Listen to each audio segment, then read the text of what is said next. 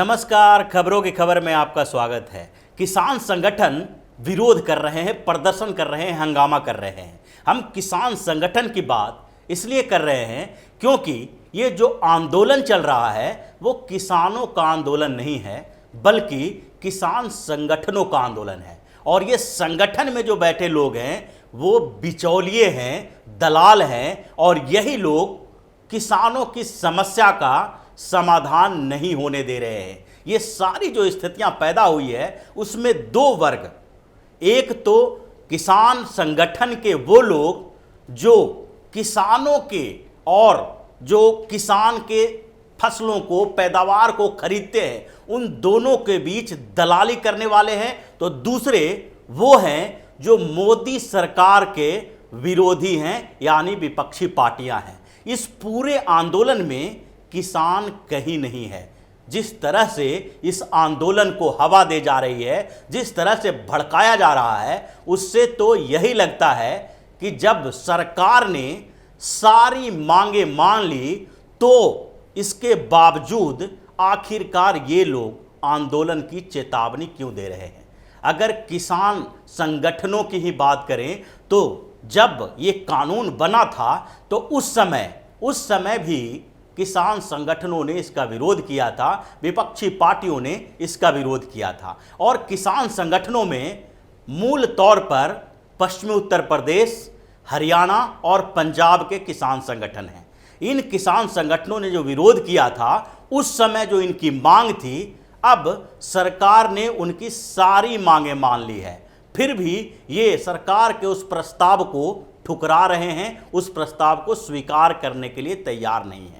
अगर सरकार के प्रस्ताव और किसान संगठनों की पहले की मांगों की बात करें तो स्पष्ट हो जाएगा कि अब सरकार किसी भी स्तर पर किसान संगठनों के जो पहले की मांग थी उससे अलग नहीं बात कर रही है। किसान संगठनों ने सबसे पहली मांग जो रखी थी वो थी एमएसपी को लेकर, यानी कि न्यूनतम समर्थन मूल्य बहाल रखे जाने को लेकर किसान परेशान थे। किसानों को लग रहा था कि अगर ये नए फार्म एक्ट्स के बाद जो स्थितियां पैदा होगी, जो कंपटीशन बढ़ेगा, उसमें सरकार अपना हाथ पीछे खींच लेगी और उसके बाद न्यूनतम समर्थन मूल्य का कोई भी मतलब नहीं रह जाएगा। एमएसपी को लेकर जो ये लोग आशंका जता रहे थे उसका समाधान पहले भी हो चुका था, लेकिन इनकी मांग थी कि सरकार लिखित तौर पर यह आश्वासन दे, बताए कि अब एमएसपी खत्म नहीं किया जाएगा। ऐसे अगर देखा जाए तो भारत जैसे देश में जहां पर पीडीएस सिस्टम लागू है, यानी कि जो जन वितरण प्रणाली की दुकानें हैं वहां पर अनाज बांटा जाता है, उसके साथ साथ राशन देने की प्रणाली अभी भी चल रही है, तो ऐसे में सरकार को अनाजों की खरीद करनी ही पड़ेगी। जब तक ये पूरा सिस्टम खत्म नहीं होता है तब तक सरकार लोगों से अनाज की खरीद करेगी और ऐसे में न्यूनतम समर्थन मूल्य बहाल ही रहेगा। लेकिन किसान संगठनों ने उस समय भी ये सोचा कि एमएसपी को लेकर हंगामा खड़ा करें और उसी को आधार बनाकर सरकार को घेरने की कोशिश की जाए। अब सरकार ने उस व्यवस्था में परिवर्तन के लिए भी बोल दिया और कह दिया है लिखित तौर पर कि नोटिफिकेशन जारी किया जाएगा। जो ड्राफ्ट भेजी है सरकार ने किसान संगठनों के पास, जो प्रपोजल है, उस ड्राफ्ट में ये स्पष्ट तौर पर कहा गया है कि एमएसपी बहाल रखा जाएगा, एमएसपी से अभी कोई छेड़छाड़ नहीं किया जाएगा। अब किसान संगठनों ने एमएसपी की बात से अलग हटके पूरे कानून के खिलाफ आंदोलन कर दिया है कि इस कानून को ही वापस लिया जाना चाहिए। तो एमएसपी पर सरकार ने जो प्रस्ताव दिए उससे तो अब ये स्पष्ट हो गया है कि सरकार के खिलाफ जो किसान संगठन आंदोलन कर रहे हैं वो एमएसपी को लेकर नहीं है। इसके अलावा कुछ और बातें थी जिसे किसान संगठनों ने मांग रखी थी सरकार के पास और जिनको ये समस्या थी कि नए कानूनों के बाद उनके जो किसान हैं उनकी अपनी समस्याएं बनी रहेगी। उसमें एक था न्यायपालिका को लेकर, यानी कि कॉन्ट्रैक्ट फार्मिंग जो होगा जिसमें सरकार की कोई बड़ी भूमिका नहीं होगी, लेकिन जो कंपनियां किसानों के साथ कॉन्ट्रैक्ट करेगी और उससे खरीद की जो बात होगी उस रेट पर अगर कंपनियां नहीं लेती है किसानों से पैदावार, तो ऐसी स्थिति में किसान जुडिशियल मजिस्ट्रेट के पास नहीं जा सकते थे, बल्कि उसके लिए ट्रिब्यूनल की व्यवस्था होगी। लेकिन सरकार ने उस जो शंका था उसका भी समाधान कर दिया है और उसमें भी ये साफ साफ प्रपोजल में लिखा हुआ है कि अब किसान के साथ अगर ऐसी समस्या होती है तो वो जा सकते हैं न्यायपालिका में, न्यायिक तौर पर वो राहत ले सकते हैं। इसके साथ साथ जो किसानों की तीसरी बड़ी मांग थी वो कंपटीशन और मोनोपोली को लेकर थी। ऐसे ये मांग अपने आप में नाजायज थी, क्योंकि कंपटीशन जब भी होता है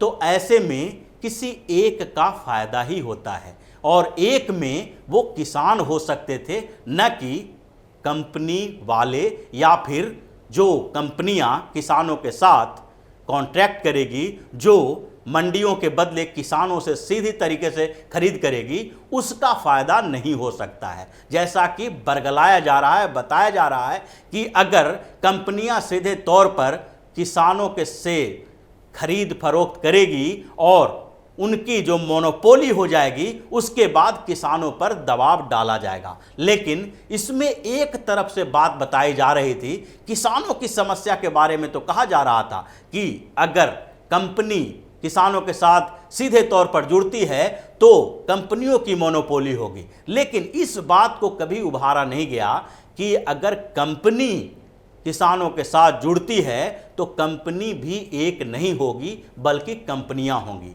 कंपनियों के बीच भी नए नए प्लेयर्स उभरेंगे और वो भी एग्रीकल्चर मार्केट में आएंगे। जिस तरह से धीरे धीरे एग्रीकल्चर का बाजार बढ़ रहा है, कृषि उत्पादों का बाजार बढ़ रहा है, बड़े बड़े प्लेयर इसमें आ रहे हैं, तो उनके साथ भी आपस में कंपटीशन होगा और मोनोपोली होने का तो सवाल ही पैदा नहीं होता। लेकिन इसके बावजूद सरकार ने जो प्रपोजल दिया है उसमें मंडी व्यवस्था को बनाए रखने की बात भी कही है और इस कंपटीशन को बैलेंस करने के लिए भी राज्य सरकार को अधिकार दिया गया है कि राज्य सरकार अगर चाहे तो मंडी और उन लोगों के बीच जो कंपनियां सीधे तौर पर किसानों के साथ खरीद फरोख्त करती है उनको सेस या टैक्स लगाने में अपने स्तर से देख सकती है कि अगर मंडी टैक्स लगता है तो उसके बाद उपज जो होता है उसकी कीमत क्या होती है, और उसके अलावा अगर कंपनियां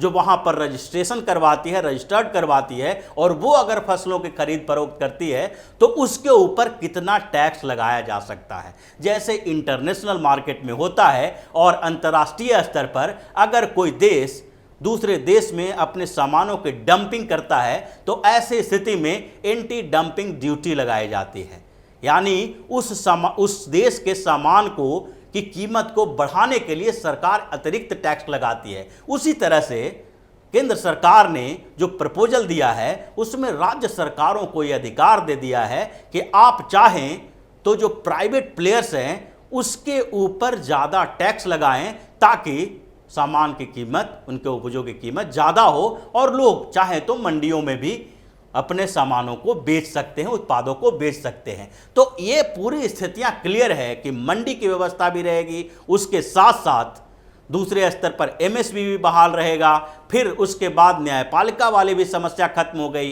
तो सारे मांग माने जाने के बावजूद आखिरकार ये किसान संगठन आंदोलन क्यों कर रहे हैं, इसके पीछे सबसे बड़ा रीजन ये बिचौलियाँ ही हैं जिनको किसानों की समस्या के समाधान से कोई मतलब नहीं है। वो सिर्फ और सिर्फ अपनी समस्याएं देख रहे हैं। उनको लग रहा है कि मंडी व्यवस्था बने रहने के बावजूद अगर कंपनियां मार्केट में आती है, उन्हें अगर अधिकार दिया जाता है पंजीकरण करने का, रजिस्ट्रेशन करने का, और वो अगर एमएसपी से भी ज़्यादा रेट पर किसान के फसलों को खरीदते हैं तो ऐसी स्थिति में कोई किसान मंडी नहीं पहुंचेगा और मंडी में जाकर इन आढ़तियों को 2.5% का कमीशन नहीं देगा, क्योंकि जब उनकी फसल की कीमत दूसरे कंपनी वाले प्राइवेट प्लेयर्स अगर एमएसपी से भी ज़्यादा दे रहे हैं तो ऐसी स्थिति में उन्हें एमएसपी पर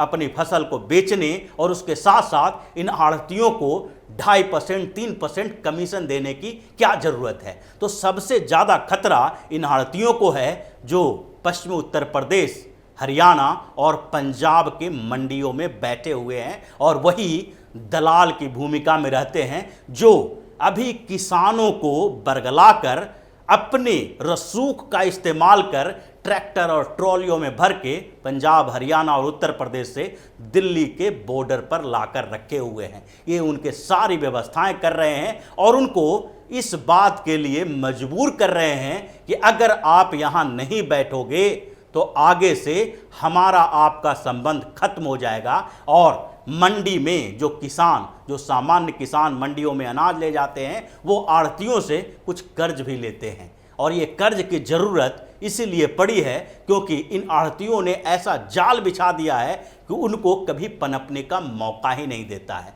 और यही आढ़ती उन किसानों को दबा कर रखते हैं और उन्हीं के मजबूरी का फ़ायदा आज किसान आंदोलन के नाम पर उठा रहे हैं। क्योंकि अगर देखा जाए तो पंजाब जैसे छोटे स्टेट में 30 से ज़्यादा किसान संगठन हैं।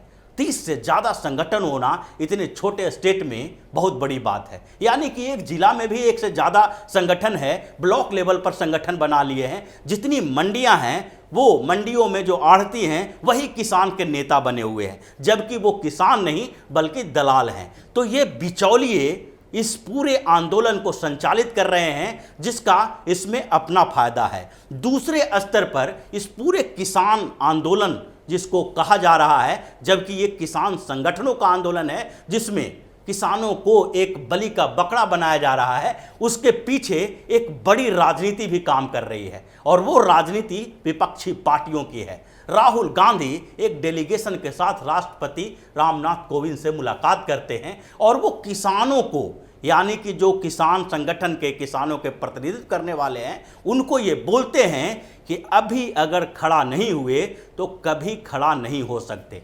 वो समाधान की बात नहीं करते हैं बल्कि इस आंदोलन के खात्मे की बात करते हैं।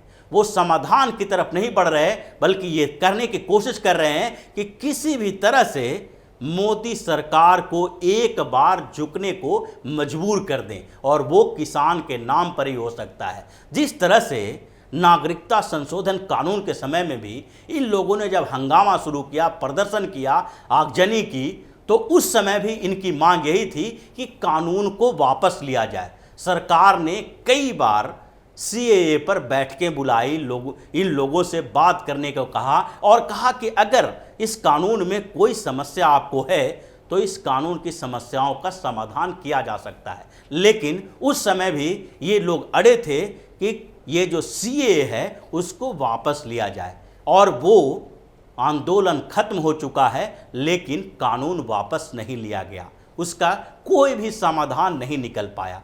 ठीक उसी तरह अब विपक्ष ने जो राजनीति की है और जिस तरह से राजनीतिक चालें चल रही है, तो इसको लग रहा है विपक्षी पार्टियों को कि पिछले 6 सालों से मोदी सरकार को झुकाने में वो नाकामयाब रहे हैं। किसी भी कानून से लेके किसी भी आंदोलन में सफलता इन लोगों को नहीं मिली है। अब एक बड़ा मुद्दा है जिसमें किसान इन्वॉल्व हैं। आखिरकार किसानों के कंधे पे बंदूक रख के एक बार मोदी सरकार को झुकने पे मजबूर क्यों न किया जाए। और इसलिए कांग्रेस से लेकर समाजवादी पार्टी तक ये जो विपक्षी पार्टियां हैं वो किसान के कंधे पे बंदूक रखकर मोदी सरकार से एक तरह से बदला लेने की कोशिश कर रही है और उसी जाल में किसान फंस गए हैं। जो भोले भाले किसानों की समस्या का कुछ समाधान निकलना होता, उनके लिए कुछ और फायदे मिलते, वो फायदे अब मिलता हुआ नहीं दिखाई पड़ रहा है। और ये आढ़ती, बिचौलिए और विपक्षी पार्टी के नेता इस पूरे किसान आंदोलन को भ्रमित करने की कोशिश में लग गए हैं, जिसको समझने की जरूरत है। अगर किसानों को इस समस्या का समाधान चाहिए तो इन बिचौलियों से आज़ाद होना पड़ेगा। इनके भ्रम में फंसने के बदले सरकार से सीधे तौर पर अपने नए प्रतिनिधियों के रास्ते बातचीत करनी होगी, जिसके लिए सरकार तैयार बैठी हुई है। तो इसी तरह की खबरों के साथ फिर से हाजिर होंगे। तब तक के लिए बने रहिए हमारे साथ और देते रहिए हमें सहयोग, ताकि इसी तरह की खबर हम आपके लिए लाते रहें। धन्यवाद।